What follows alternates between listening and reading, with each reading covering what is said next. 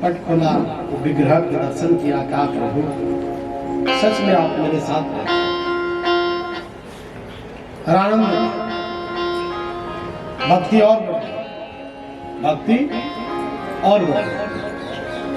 जब किसी वस्तु में विश्वास हो जाए तो मन और लगता है, नहीं भक्ति और बढ़ गई। 11 माला करता तो 21 माला करने लगा, ऑफिस में बैठ के भी करने लगा बहुत समय तक, और लोग नगर सेठ के नाम से जानने लगे। लेकिन देखो ये तो जीवन है, उतार और चढ़ाव तो आते ही रहेगा। एक दिन ऐसा समय आया कि थोड़ा सा व्यापार में झटका लगा, एक फैक्ट्री गई, दूसरा फैक्ट्री गया, तीसरा फैक्ट्री गया, चौथा फैक्ट्री गया, पांचवा फैक्ट्री गई, धीरे धीरे सब फैक्ट्रियां चली गई। अभी नौबत यह आ गई कि मकान भी नीलामी होने में है,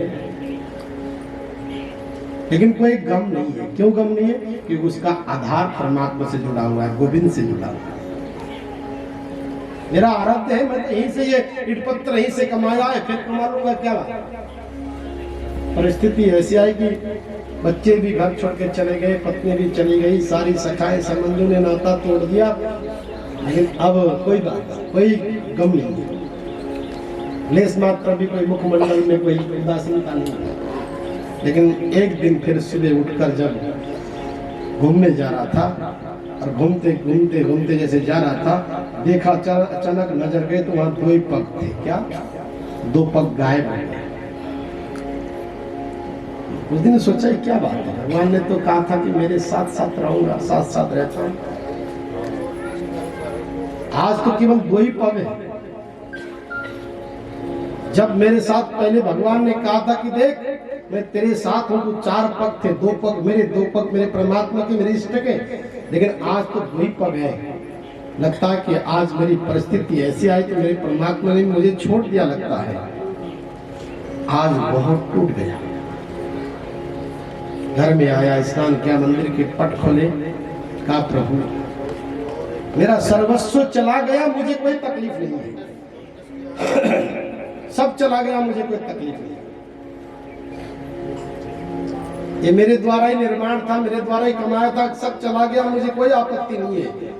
पत्नी आई, वो भी इसी जन्म तक के लिए वो भी चली गई, मायके चली गई, कोई बात नहीं। बच्चे भी कोई अपनी व्यवस्था के लिए चले गए, कोई बात नहीं। सारी संपत्ति चले गए, कोई बात नहीं है। लेकिन आज मुझे इस बात से तकलीफ है कि तूने भी साथ छोड़ दिया।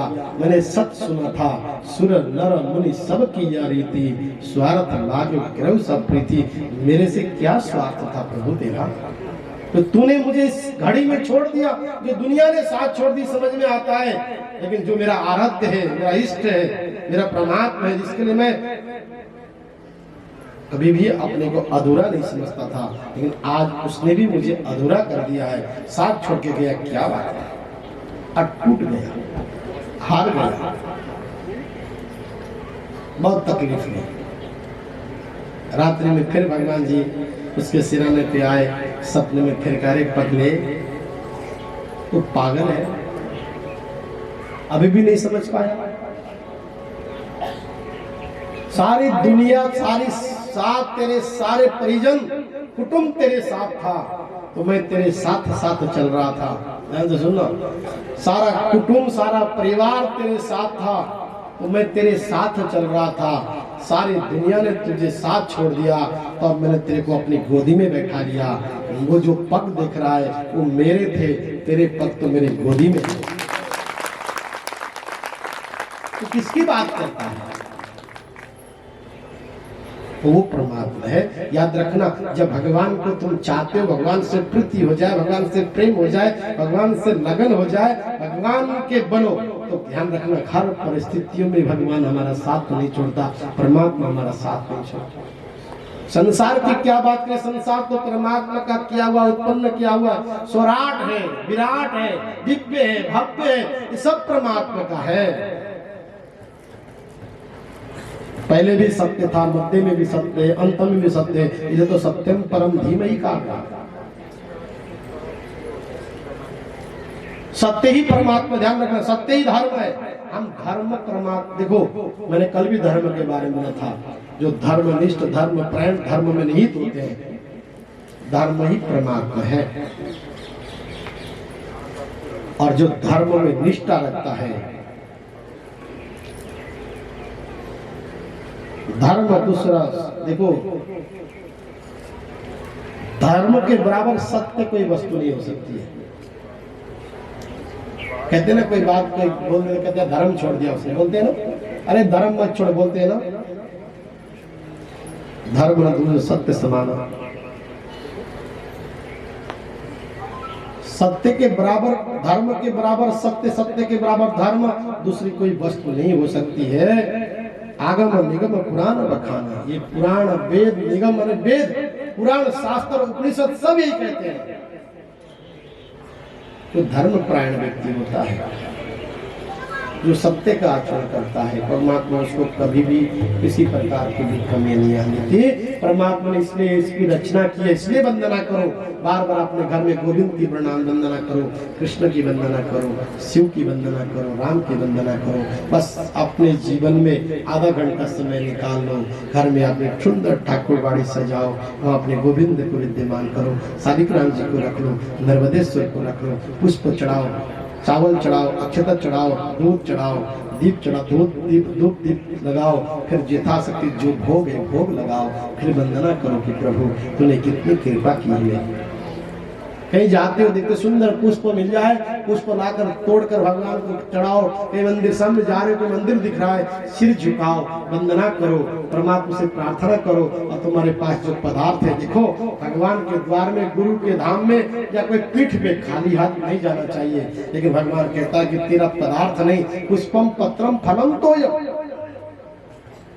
दौलत नहीं कहा, कहा कि माता पिता के पास जाओ, गुरु के पास जाओ, संतों के पास जाओ, देवालय में जाओ, मंदिर में जाओ, तीर्थों में जाओ, गंगा में जाओ, गौशाला में जाओ, यज्ञशाला में जाओ, पाकशाला में जाओ, देवालय में जाओ, विप्रों के पास जाओ, तो तुम्हारे हाथ में कोई पुष्प पत्र फल होना चाहिए, जरूर चढ़ाओ।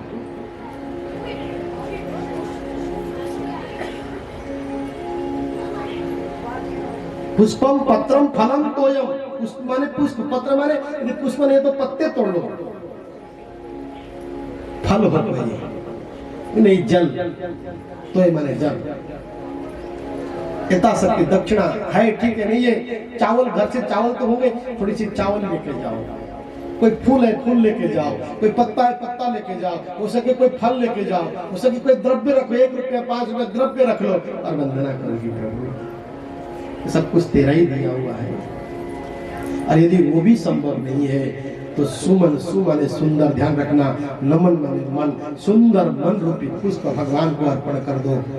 मेरा भगवान तो मेरा गोविंद तो उसी में प्रसन्न हो जाएगा। सुंदर मन, देखो सुमन माने पुष्प होता है क्या, सुमन माने पुष्प और सु माने सुंदर, नमन माने मन, जिसका सुंदर मन हो और मन रूपी पुष्प को यदि भगवान को अर्पण हो जाए, भगवान को अर्पण कर दिया जाए, भगवान को चढ़ा दिया जाए, भगवान को सौंप दिया जाए, भगवान को समर्पित कर दिया जाए, तो इससे बड़ा क्या हो सकता है कि हमारा मन भगवान के चरणों में अर्पित हो जाए, अर्पण हो जाए। ब्रह्मार्पणम ब्रह्म हवि ब्रह्माग्नो ब्रह्मणोतम ब्रह्मयुतेन गंतव्यम ब्रह्म कर्म समार्पणम, ये तो सब कुछ उस ब्रह्म का है, तुभ्यमेव समर्पित, वो सारा उसी का है, तो उसी को सौंपना है। अपना क्या लेके आए थे, क्या लेके जाएंगे, न ये शरीर साथ जाने वाला, ध्यान रखना, न ये पदार्थ साथ जाने वाला है, जाएगा तुम्हारी निष्ठा, तुम्हारे कर्म, तुम्हारी श्रद्धा, तुम्हारी दया, तुम्हारी करुणा, तुम्हारे विवेक, तुम्हारी भक्ति, यही साथ जाने वाला है। जिसके पास दया न हो, ध्यान रखना, जिसके पास करुणा न हो, यही तो भक्ति के रूप है, ज्ञान के रूप है, वैराग्य के लक्षण है। किसी के दुख को देखकर पिघल जाना, किसी दरिद्रता को देखकर दया आ जाए, किसी दुखिया को, किसी असहाय व्यक्ति को देखकर मन करे कि सहयोग करे, कमजोर व्यक्ति को देखकर उसकी सहयोग करने की भाव उत्पन्न हो जाए, और उसके पास जाकर उसकी कोई, आपको कोई पदार्थ नहीं देना है, कोई आपने कमाया हुआ दौलत नहीं देना है, उसके पास बैठकर उसकी थोड़ा सा दुख बांटना, और एक बात आपको और बताऊं, जीवन में कभी सुख आ जाए ध्यान रखना, कभी ईश्वर को मत भूलना, और दुख आ जाए कभी ईश्वर को जो है ना पागल मत जाना, ना हो जाना, क्योंकि हर परिस्थिति में अपने आप को बैलेंस बना के रखना। तो ध्यान रखना, परमात्मा कभी भी आपका साथ नहीं छोड़ेगा। और एक बात और कहूं कि कभी सुख आया करके सब छोड़ मत दे, किसी का अपमान मत करना, और दुख आया करके किसी की प्रशंसा मत करना। हर घड़ी में भगवान हमारी परीक्षा लेता है। सुखी हो, परमात्मा ने आपको दिया है, उसको खूब आनंद में, उसका खूब भोगो, उसको खूब बांटो, उसको खूब दान करो, उसका खूब सदुपयोग करो। धन परमात्मा ने आपको बहुत कुछ दिया है। धन की एक विधि है, पहला भोग करो, खूब खाओ पियो आनंद करो, फिर दान करो, नहीं तो नष्ट हो जाएगा। ये विधि है, वो अचल नहीं है, शाश्वत नहीं है। हम तो साफ पड़पोते के लिए इकट्ठा करके रखते हैं, क्या कमा कमा के, तो गोलू के बैल बने हैं, गोलू के बैल की तरह कमा कमा के कमा कमा के कमा कमा के कमा कमा में तिजोरी में भरते जाते हैं, और उसको न जाने उसका कौन क्या होगा कल भविष्य में पता नहीं है। जो कमाते हो उसका सदुपयोग करो, जो कमाते हो उसका सदुपयोग करो, जीवन में लाओ, उसको भोगो, परिवार में लगाओ, दुखियों में लगाओ, तीर्थों में जाओ, यज्ञ में जाओ। यदि कोई आवश्यकता है तो अपनी आहुति डाल दो, अपनी आहुति डाल दो, तो रह जाएगा, कोई आएगा, कोई और उसका भोग करेगा। तुमने अपने खून पसीना से कमा कमा के कमा कमा के कमा कमा रख दिया, पता नहीं आने वाला कौन है, उसका क्या करेगा, दुरुपयोग करेगा या सदुपयोग करेगा, उसका गारंटी नहीं है। इसलिए जो पाया है उसको भोगो, जो प्राप्त किया है उसको यथार्थ में उतारो।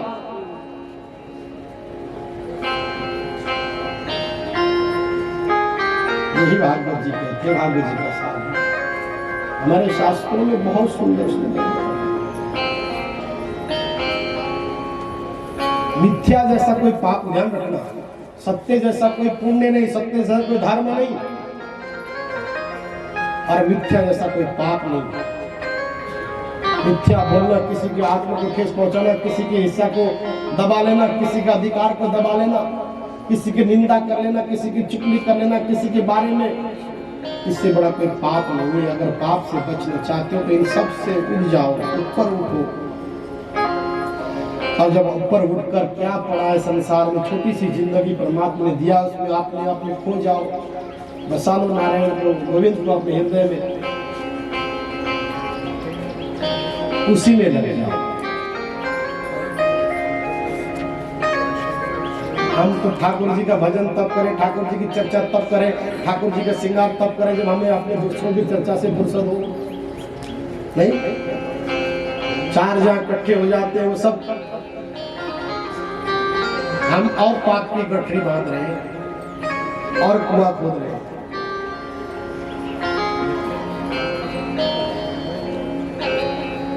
सूर्य जी ने, सूर्य जी से सनकादि 88,000 ऋषि प्रश्न करते हैं।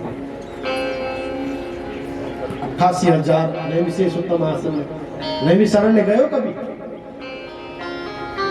नैमिषारण्य उत्तर प्रदेश में लखनऊ के पास देखो एक बहुत बड़ा तीर्थ है, नैमिषारण्य तीर्थ। जीवन में एक बार जरूर जाना चाहिए।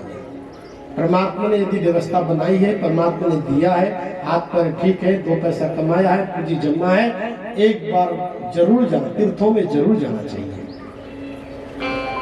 नैमिषारण्य में 88,000 ऋषि तप क्या करते थे, तपस्या करते थे। और बहुत सुंदर चक्र है वहाँ, बहुत सुंदर तीर्थ है वहाँ, बहुत सुंदर नदी है वहाँ। और रोज वो ऋषि लोग वहाँ पे प्रातः काल ब्रह्म को स्नान करते, फिर वहीं बैठकर भजन करते, साधना करते, स्वाध्याय करते, चिंतन करते, ग्रंथों का स्वाध्याय करते, फिर उसको समाज में कैसे किस तरह से विस्तार हो, समाज कैसे सुधरे, समाज में कैसे शिक्षा की, कैसे संस्कृति की, कैसे चरित्र की व्यवस्था हो। महात्मा हमेशा चिंतन ही करता रहता, ध्यान रखना। महात्मा ने कभी अपने बारे में सोचा ही नहीं है। महात्मा कभी अपने बारे में सोचता ही नहीं है। जैसे घर में माँ एक बालक को जन्म देने के बाद सिर्फ बालक के बारे में सोचती है। एक माँ बालक को जन्म देती है तो सिर्फ बालक के बारे में सोचती है, और वो बालक के बारे में सोचते सोचते उसकी जवानी कब चली गई, बुढ़ापा कब आया, उसको मालूम ही नहीं पड़ता है। जब बालक को 9 महीने गर्भ में रखकर जब जन्म देती है, वो बालक जन्म क्या लिया, उसकी सारी ध्यान उस बालक पर चला जाता है।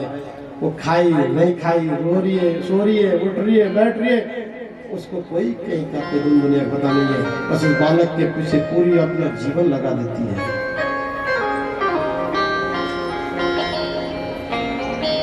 उसी प्रकार से संत लोग भी पूरा अपना जीवन साधना, तपस्या पूरी समाज की सेवा के लिए लगाते हैं, समाज के लिए, राष्ट्र के लिए लगाते हैं। 88,000 ऋषि लोग इसी प्रकार से एक दूसरे से शास्त्रार्थों में रोज चिंतन करते थे। एक दिन सूत जी महाराज का आगमन हुआ।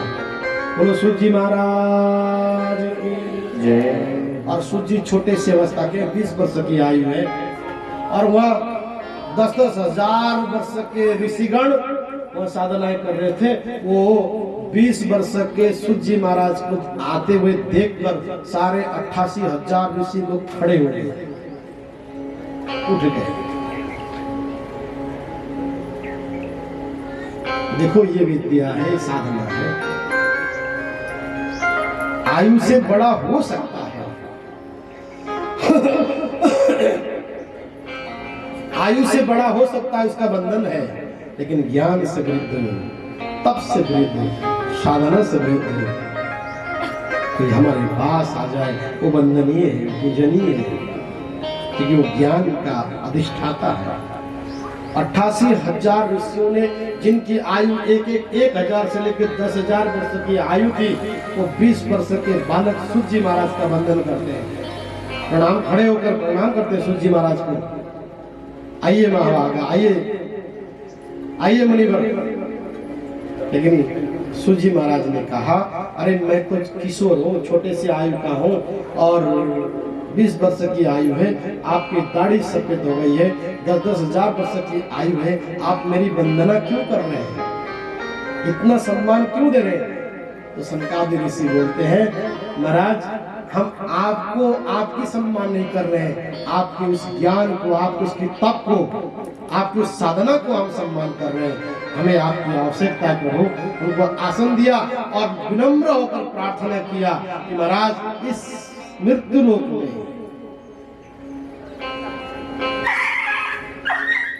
इस मृत्यु लोक में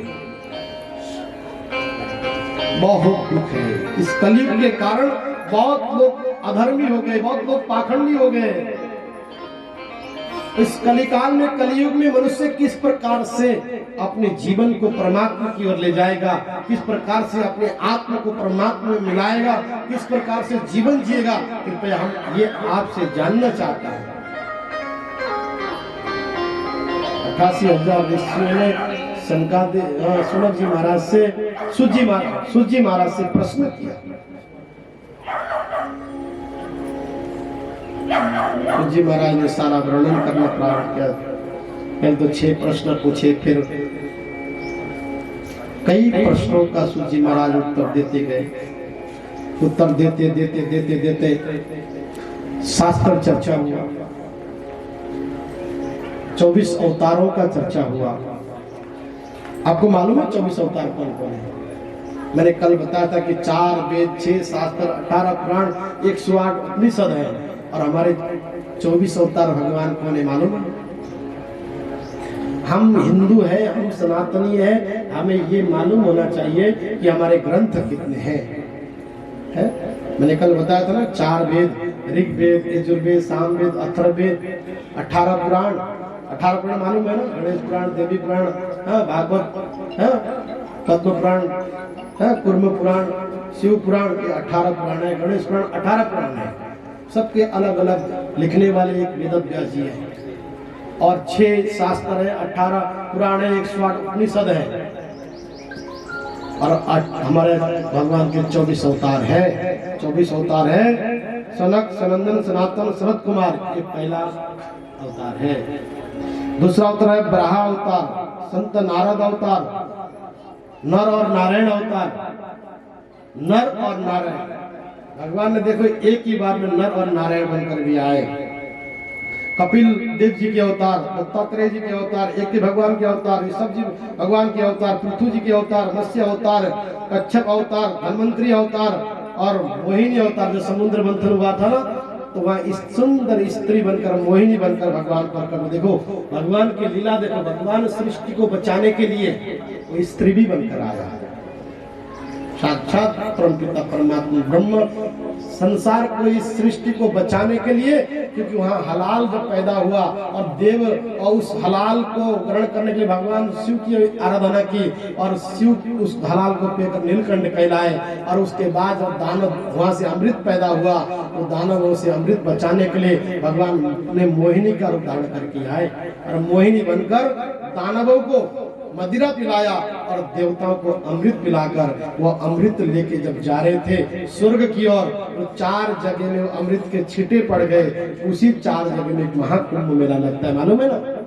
पहला गिरा नासिक में, दूसरा गिरा उज्जैन में, तीसरा गिरा पराग में, तीर्थराज जिसे इलाहाबाद कहते हैं, और चौथा गिरा हरिद्वार में। और उन चारों जगहों में हर 12 वर्षों में एक बार महाकुंभ लगता है। 2025 में फिर प्रयागराज में फिर लगने वाला है, जो 2013 में लगा था। और उस समय वही घड़ी, वही नक्षत्र, वही योग आता है, तो उसी समय अमृत गिरता है। उस समय भारत के एक से एक कोने खाने से निकलकर, गुफाओं से निकलकर महात्मा लोग उस बेला में स्नान करते हैं और अपने भक्तों के लिए फिर कामना करते हैं कि भगवान इसी प्रकार से अमृत बरसाते हुए इस सृष्टि का सृजन करते रहे, सृष्टि के पापों को मुक्त देते रहे। और भगवान का अवतार कब होता है? जब जब हमें उसकी आवश्यकता पड़ती है। मालूम है 24 अवतार भगवान के हुए, 52 अवतार हुए, परशुराम जी का अवतार हुआ, महर्षि वेदव्यास जी का अवतार हुआ, फिर भगवान राम जी का हुआ, फिर भगवान कृष्ण जी का हुआ, जो कल भगवान आने वाले हैं। आपके इस भागवत में कल कृष्ण अवतार होने वाला है, कल कृष्ण जन्म होने वाला है, कल कृष्ण जन्मोत्सव मनाएंगे। आज प्रयास करेंगे कि हम ध्रुव जी चरित्र तक पहुंचे। एक से सुंदर सुंदर चरित्र है, ध्रुव चरित्र है, प्रहलाद चरित्र है, 52 चरित्र है, गजेंद्र मोक्ष की कथा है, बहुत सारी कथाएं हैं। एक से खगोल भूगोल की कथाएं हैं। कथाएं तो बहुत है, बस थोड़ा थोड़ा सार जरूर लेंगे। और बुद्ध अवतार हुए देखो, और 24वां अवतार कल की अवतार होने वाला है। और एक आ गया कि कल की अवतार भगवान जब आएंगे, सफेद अश्व में आएंगे, सफेद घोड़े में आएंगे, हाथ में तलवार होगा और सब पापियों के दुष्टों को नाश करेंगे, दैत्यों का वध करेंगे, फिर पुनः धर्म की स्थापना करेंगे। धर्म संस्थापनार्थाय संभवामि युगे युगे। भगवान जब अवतार होते हैं, जब धर्म की स्थापना करना होता है। भगवान का आगमन कब होता है? भगवान इतने सस्ते हैं कि जब चाहे तब आ जाएंगे। या तो भक्त कोई बुला ले, या तो भक्त की अपार भक्ति हो, अपार समर्पण हो, इतनी समर्पण हो कि भगवान बाध्यता बस आना पड़ जाए, या फिर कोई ऐसा अधर्म हो तो दैत्य तांडव कर दे। फिर अपने भक्तों की रक्षा के लिए जब जब हो धर्म के हानि, बाढ़े यशो में अधो अभिनानी। राम श्री राम श्री राम जय जय राम, राम श्री राम श्री राम जय जय राम। हो जब जब हो कि धर्म के हानि, बाढ़े यशो अधम अभिमानी।